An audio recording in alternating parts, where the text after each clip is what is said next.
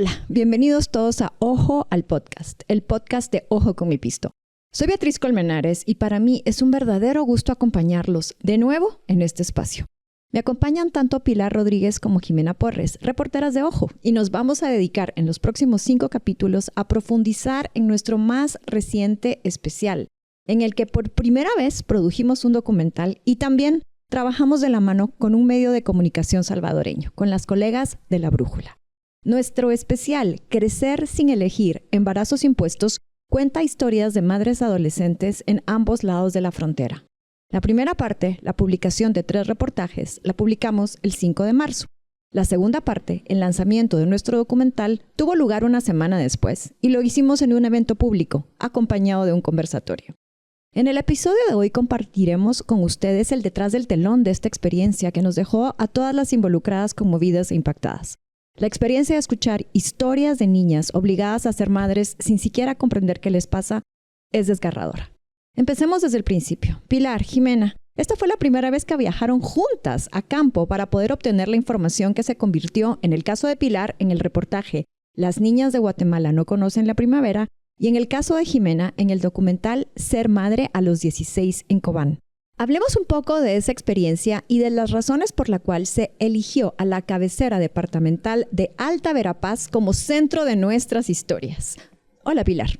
Hola, Beatriz. Bueno, para empezar, hicimos un pre-reporteo bastante extenso en el que consultamos fuentes expertas como el Observatorio de Salud Reproductiva de Guatemala, el OSAR, y desde ahí nos dimos cuenta que los datos siempre nos llevaban a Cobán y Alta Verapaz. Tanto porque no se le asignaba mucho el presupuesto al Hospital Departamental de Cobán, a la DRIS de Alta Verapaz, como porque Cobán tenía los números más altos en cuanto a nacimientos de parte de niñas y adolescentes de 10 a 19 años.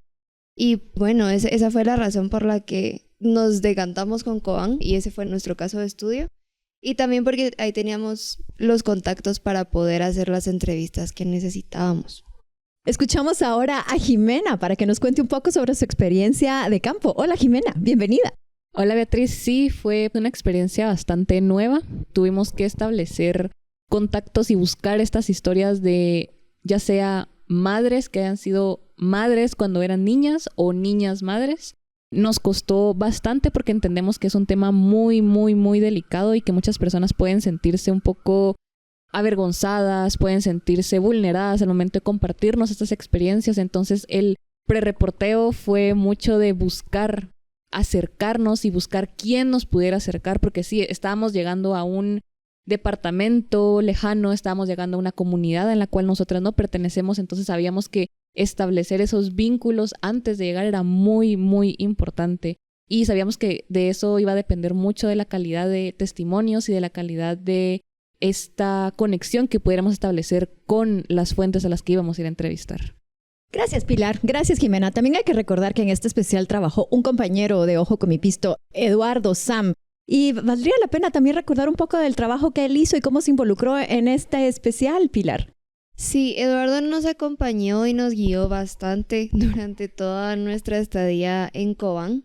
Nos ayudó también documentando con un par de fotos que la verdad yo creo que cuentan bastante súper bien la historia, las 2 historias que tenemos dentro del reportaje. Y también fue nuestro principal contacto a la hora de pedirle indicaciones y demás, porque, como tú decías, era la primera vez que viajábamos juntas y estaba un poco complicado ubicarse solo así. Y bueno, sí, en eso nos ayudó mucho Eduardo.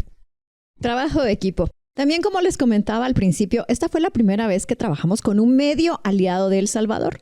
Les cuento un poco de esa experiencia. Fue muy agradable compartir con las colegas que estuvieron detrás del reportaje Reestructuración Municipal debilitó la ya escasa prevención en niñas y adolescentes, de la que se hicieron cargo varias reporteras y cuya edición corrió a cargo de Crisia Girón. Mi rol en este especial fue preparar el reportaje que denominamos En Conjunto, una nota que pudiera mostrarnos las coincidencias en ambos países. Reconozco que desde el prejuicio pensé que la situación en este país, en el nuestro, en Guatemala, iba a ser exponencialmente peor que en El Salvador. Y aunque los números así lo reflejan, porque en Guatemala el número de partos diarios de mujeres comprendidas entre los 10 y los 19 años es de 155, datos del año 2025, y en El Salvador es apenas de 21, según datos de 2024, en la publicación Silencio y Miedo, las muletas en las que se apoya la maternidad impuesta, las similitudes entre Cobán, Ahuachapán, Sonsonate y La Unión se presentan como obvias y dolorosas. Entre los temas que nos afectan en común figuran la nula o escasa educación sexual integral, el que se normalice a la violencia contra niñas y adolescentes en esta situación, la prevalencia de abusos y violaciones en el entorno familiar y la escasa atención psicológica que reciben cuando se trata de personas sumamente vulnerables, una niña que va a ser madre o una niña que fue madre. Pilar, en tu caso, ¿te sorprendió algún aspecto en particular? ¿Te sacó algo de tus casillas? ¿Había algo que tú no esperabas y que aprendiste trabajando este especial? Yo creo que lo que más, algo que tal vez confirmé, que ya me sospechaba, pero que igual no dejó de enojarme, es cómo la voluntad política afecta la ruta del gasto público. Y cómo si algunas instituciones deciden que este tema no es central, no es prioridad, porque ya lo normalizaron, porque hemos encabezado las cifras ya dentro de la región por bastante tiempo. Ahorita Guatemala está en el 5º lugar en embarazos de adolescentes a nivel Latinoamérica. Entonces ya se ve como algo común, como algo normal, como algo parte de la realidad. Y esto hace que las autoridades desplacen este tema y no le pongan el ojo cuando realmente también es un problema de salud pública. Y sí, yo creo que eso fue lo que más me impactó, y lo vi también mucho en la actitud de, por ejemplo, la directora municipal de la mujer de Cobán, que ella aseguraba que ni siquiera tenían programas dentro de la dirección, no habían programas ni subprogramas, y por lo tanto no había forma de fiscalizar a dónde se iban los recursos dentro de portales como gobiernos locales, por ejemplo. Entonces eso fue lo que a mí me impactó. ¿Qué nos dices tú, Jimena? ¿Qué te impactó? ¿Qué te sorprendió? ¿Qué no esperabas encontrar? A pesar de que sabemos que los embarazos adolescentes son un fenómeno que no es un fenómeno aislado, sino que tiene muchísimas razones y muchísimas ramas, no me esperaba encontrarme con historias tan similares como las 12 contamos en el documental. Ambas niñas de 14 años, ambas en contextos rurales, ambas con un sueño muy claro de querer pertenecer a los servicios de salud, una queriendo ser doctora, la otra enfermera, y ambas con familias que, a pesar de que las apoyaron después de los embarazos, eran personas, eran niñas que no tenían esa confianza de contarles a sus familiares qué les había pasado y que ellas sospechaban que les estaba pasando con su embarazo. Creo yo que es muy importante saber que, si bien no todos estos datos son un conglomerado similar o igual, esas similitudes hay que prestarles atención para encontrar los patrones de cómo poder llegar a la solución, y que son personas y son historias individuales, pero que tienen causas y razones muy comunes. Para poder redactar el reportaje que estuvo bajo mi responsabilidad, tuve la oportunidad de profundizar en este tema con Carolina Escobar Sarti, directora de la Alianza, una organización que trabaja en favor de la niñez y adolescencia desamparada en el país y quien tiene más de 15 años de acompañar casos de espanto, como el de un individuo que era el padre de su hija, su nieta y su bisnieta, y estaba en el proceso de empezar a abusar de la nena de 3 años, pero por fortuna ya estaba bajo el resguardo de esta institución. Esta historia de verdad me impactó. ¿Cuál fue esa gran historia que te impactó a ti, Pilar? Ahorita en mente tengo 2, y una es del gran reportaje en conjunto, y es sobre, realmente son varias historias porque son tristemente muchos casos los que terminan así, pero de la muerte materna temprana por suicidio.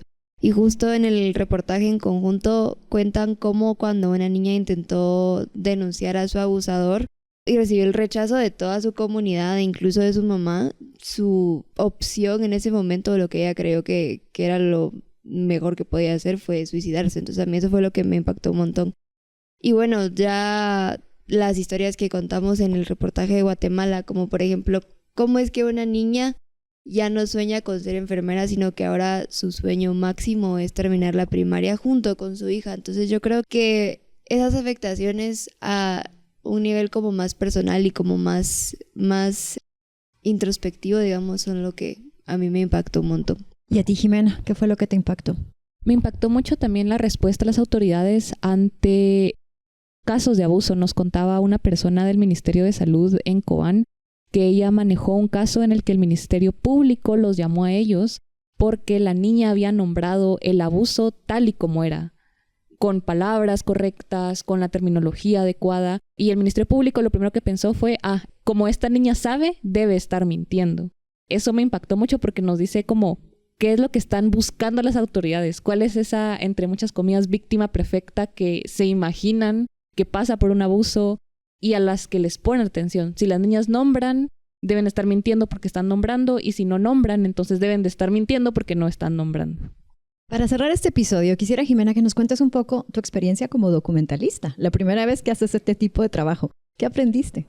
Aprendí que es muy importante conocer el contexto en el que viven las personas a las que vamos a ir a entrevistar para poder tener y establecer esa conexión que nos va a llevar a una conversación bastante profunda. Aprendí mucho acerca de escuchar, no interrumpir, acerca de que las personas tienen y quieren contar estas cosas, estas experiencias, y que darles este espacio, esta plataforma para que se desahoguen es súper importante para que todos y todas aprendamos de esto. Y hablemos también un poco sobre el lanzamiento de este documental, que como les conté al principio fue en un evento público. Así que, Jimena, cuéntanos un poco de eso y después pasamos con Pilar. Bueno, fue muy interesante poder hablar con el OSAR, que también son personas que llevan estos casos en el día a día y que nos cuentan acerca de, no solamente en el ámbito de lo que pasa, sino en el ámbito de lo que se puede hacer, de cómo las municipalidades tienen todo el poder para poderse involucrar en estos casos, acerca de cómo tienen estas posibilidades y deciden no hacerlo porque es una decisión, es falta de voluntad política el no involucrarse en este tipo de problemáticas. Entonces creo yo que eso fue muy enriquecedor, el poder ver estas dos historias en el documental y después hablar de las soluciones que existen y de cómo se pueden llegar a implementar. Cerramos contigo, Pilar. Algo que a mí me quedó mucho fue, en lo personal, a mí me acompañaron mi mamá y mi tía a la presentación que hicimos del documental. Y son personas que sí les interesan los temas sociales, y creo que solo darme cuenta que no estaban enteradas de que las municipalidades tenían un rol en la prevención de embarazos impuestos en niñas y adolescentes, ya es bastante representativo de una gran cantidad de la población que cree que la solución únicamente está en el organismo ejecutivo, en el Congreso o desde los ministerios. Y creo que es algo que nos indica que tenemos que ponerle más el ojo a temas así de afectación nacional, pero desde lo municipal, porque sí hay rutas de acción. Gracias a ambas. En el próximo episodio conversaremos sobre un aspecto que no se tocó de manera profunda en este especial. Y estamos hablando de los casos de madres comprendidas entre 10 y 14 años, porque nos concentramos en contar historias de adolescentes. Hasta entonces.